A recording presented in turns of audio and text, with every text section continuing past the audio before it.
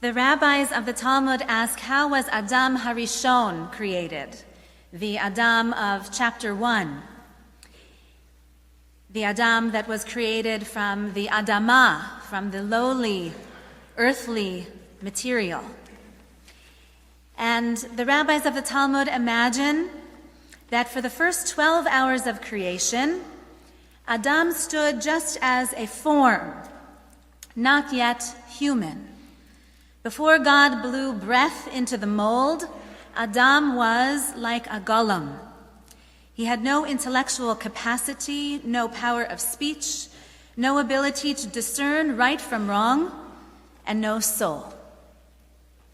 This idea of a human form without a soul has fascinated the Jewish imagination throughout the ages. It thrills and terrifies at the same time. For centuries, the Golume has been the subject of mystics and rabbis, storytellers, and dreamers. A canon of dark Jewish folklore tells how curious men would press up against the edges of idolatry by engaging in the dangerous act of creating a soulless, lifeless form. In an effort to imitate God, they used Kabbalistic incantations and secret combinations of Hebrew letters to give some vitality to the Golume. But they could never give it life. They could never give it a nefesh, or ruach, or neshama, never a spirit or a soul. One of the many tales of the famous Golume of Prague is told by the master Yiddish writer Yael. It goes like this. Great men were once capable of great miracles. When the ghetto of Prague was being attacked, and they were about to rape the women and burn the children and slaughter the rest, when it seemed that the end had finally come, the great Maharal, the great rabbi, put aside his Gemara, went into the street, stopped before a heap of clay in front of the house of the Melamed, clay from the house of the school teacher, and molded an image. And he blew into the nostrils of the Golume, and it began to stir. Then the Maharal whispered the 4-letter ineffable name of God into the Golume's ear, and the Golume got up and left the ghetto. The rabbi returned to the synagogue while the Golume fell upon our enemies, threshing them as if with flails. Men fell on all sides. Prague was filled with corpses. At last, so they say, through Wednesday and Thursday, until Friday, the clock struck 12, and the Golume was still busy with his dangerous work. "Rabbi," cried the head of the Jewish ghetto, "the Golume is slaughtering all of Prague. There will not be a single Gentile left to light our Sabbath fires or take down the Sabbath lamps." And so the rabbi left his studies once more. He went to the altar and began to sing the psalm, Mizmor Shir Liyom HaShabbat. See how your enemies will perish, how those who do evil will be scattered. And with that, the Golume stopped. It returned to the ghetto, entered the synagogue, and stood waiting before the rabbi. The rabbi once again whispered into his ear, and the eyes of the Golume closed. The half-soul that dwelt in it flew away, and it was once more a Golume of clay. To this day, Peretz continues, the Golume lies hidden in the attic of the great synagogue of Prague, and it is covered with cobwebs that extend from wall to wall. No living creature may look at it, particularly pregnant women. No one may even touch the cobwebs, for whoever touches them dies in an instant. Even the elders of the community no longer remember the Golume, though the wise man named Tzvi, the grandson of the great Maharal, he ponders the question, would such a Golume be counted in a minyan or not? You see, Peretz concludes, The Golume has not fully been forgotten. It is still here among us, but the unpronounceable name of God, those 4 letters, Yud, He, Vav, He, that holy name of God, which would call it to life again, if ever, God forbid, we should need it, that name has disappeared. And so the cobwebs grow and grow, and no one may touch them. What are we to do? By contrast to this terrifying folktale, our parsha tells of God, who is the true creator of life, who blew breath into Adam Harishon and gave him a soul, making him fully human. Both Adam and Eve had the capacity to make choices, to be responsible for their actions and their inactions. Because they craved the knowledge of good and evil, they ate from the tree at the center of the garden. Because they wanted to know the difference between right and wrong. Because they wanted to tap into that God-like potential that is available to every human being, they took a risk. They risked losing paradise and innocence and simplicity. They traded it all in for the more complex world outside the garden, where labor is hard and requires the sweat of a brow. This is the human experience. To be human means to engage in the world, in this messy world of good and evil.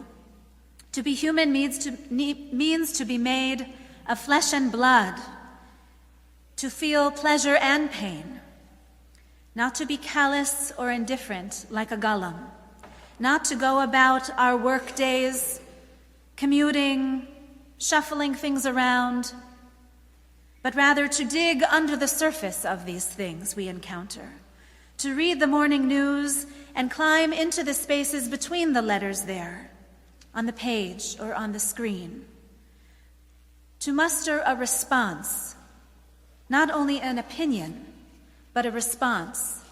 That is what it means to be human. I know of some very sensitive souls who feel so deeply that the chaos of creation threatens to overwhelm them. Like Adam and Eve, some days we find ourselves cowering in the trees, naked and afraid, hiding from the God who created us with such high hopes. But the more common risk, the more typical weakness among us, is that we become like a Golume, a hollow form without feeling, a person who does not show his and her humanity, a person who is detached from humanity. The first century sage Hillel taught famously, "B'makom she'en anashim hishtatel lihiyot ish," in a place, in a world where it seems there is no humanity, strive to be human. It seems simple for a person to be human, but it is our most profound challenge today. The Jewish dream for the world is not that it be more Jewish, but that it be more human.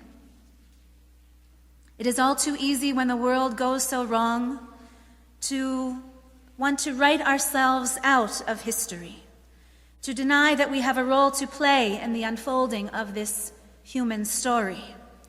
Rabbi Abraham Joshua Heschel wrote back in 1966, and his words still ring so true today. He says, "The major religious problem today is the systematic liquidation of man's sensitivity to the challenge of God. Man is always being challenged. A question is always being asked of him. The moment man disavows the living transcendence, he is contracted. He is reduced to a level on which his distinction as a human being gradually disappears. What makes a man human is his openness to transcendence, which lifts him to a higher level than himself. Overwhelmed, man has today become blind to his own situation, deaf to the very question being asked of him. Heschel says we are becoming poorer by the day. To give an example, he says, man does not feel a sense of outrage anymore. Even in the face of the worst crimes, we are getting used to it. We are getting accustomed to evil. We are surrendering to that which we call inevitable. And that, Heschel warns, is fatalism. It is paganism. The message of the Bible for all religious peoples is that man is capable of making a choice. Uvacharta b'chaim lema'an tichya. Choose life so that you might be fully alive, so that you might fully live, without callousness and blindness, without desperation or despair.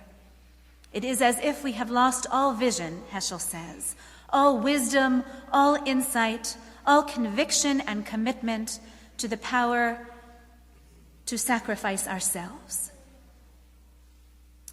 What does God declare when looking upon the invention, the creation of humanity? God says, not just tov, not just good, but tov me'od, very good, not perfect, but very good. And by the end of the parsha, God is so disappointed. It's written, Vayichem Adonai et asa et ha'adam ba'aretz, vayit atzev et libo. God so regrets having made humanity that God is heartbroken. Vayit atzev et libo. How do we keep ourselves and our God from such heartbreak?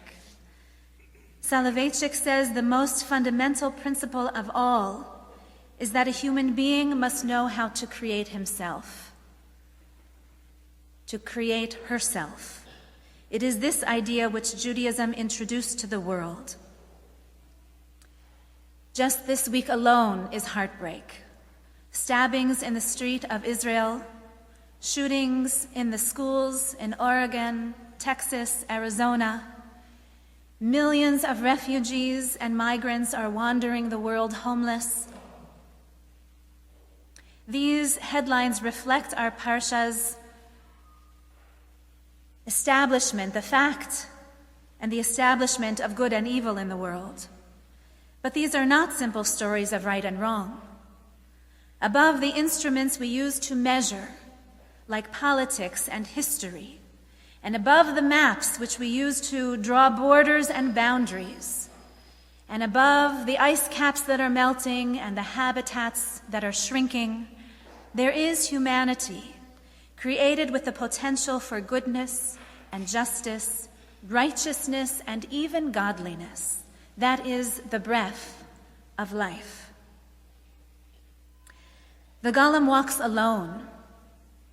The answer to the Maharal's grandson's question, could the Golume help to make a minyan of 10 in order for there to be a prayer service? The answer is no, an emphatic no. The Golume was created by men and therefore stands apart from men. He is not whole. He is not an ish shalem and has no potential to be a complete human being. But we who are made of flesh and blood, we who are sculpted by divine hands, we who live in communities, we inspire humanity in one another.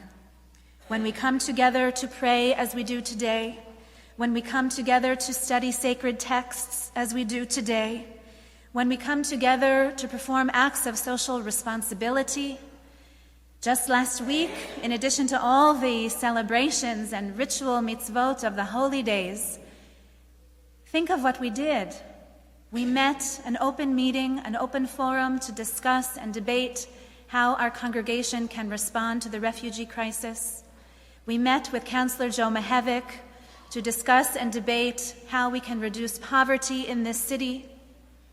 We met to anticipate a congregational trip to Israel in the spring, a social justice trip, when we will meet with champions of justice who are on the ground in Israel doing so much good. And new members of the congregation met in the sukkah to put together gift baskets for our out-of-the-cold guests who will soon take shelter in our synagogue. And also soon, our synagogue will become a voting station where every citizen of this city is welcome to come and vote his heart and to vote her heart in what kind of government will bring more justice to this world. In conclusion, the rabbis wonder, why is it that God took that Adam that was first just a golem, just a form of clay and dust? Why then did God blow breath to make it whole, a whole human being? One answer is found in Midrash Rabbah. Rabbi Yehuda bar Shimon taught, back in the Garden of Paradise, while that first Adam lay prone as a golem, God brought the future generations that would be born, commentators and sages, scribes and leaders of the righteous, to walk before Adam. As it is written in the Psalms, O Adam, when you were still a golem, your eyes beheld all the righteous whose names were inscribed in your book of creation. The golem as a lifeless form, that first Adam, could not protect the righteous. And so God blew breath so that he could join them, so that he could be a human being of flesh and blood and soul, to walk among the righteous and make his contribution. Let us all turn as that Adam Harishon did, from passivity and indifference and fear, helplessness and paralysis, and let us instead show ourselves to be Ish Shalem, a full human being with such capacity for good. We see it in our Banot Mitzvah today, such potential for good. And we gather around them in sacred community and religious communities all over, because we know that it is here that we find the strength we so desperately crave. Here we find our humanity, and here we find our God. Amen.